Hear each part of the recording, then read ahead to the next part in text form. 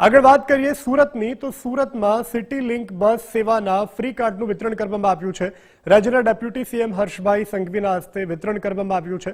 અલથાણ સ્થિત વિશ્વ ઉમિયા ફાઉન્ડેશન ખાતે આ કાર્યક્રમ યોજાયો હતો।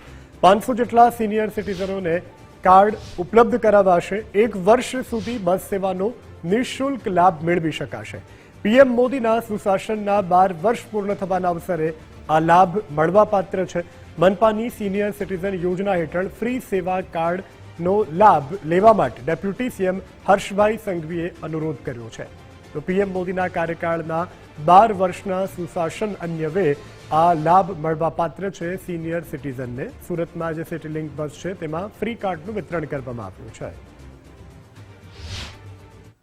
पासना संदर्भनुं कार्ड वितरणनो कार्यक्रम हतो ने ए कार्ड वितरणना कार्यक्रमनी अंदर अपना माननीय नायब मुख्यमंत्री श्री हर्षभाई संघवी पण उपस्थित रह्या अने लगभग आ आखा जे कार्यक्रम बपोर सुधी जे चालवानो छे एमां 500 थी पण वधारे सीनियर सिटीजनोने आ कार्डनुं वितरण थशे अने आ कार्ड थकी 1 वर्ष सुधी जे सूरत महानगरपालिकानी जे बस सेवा छे एनी अंदर एमने फ्रीनी अंदर एनो लाभ मळशे।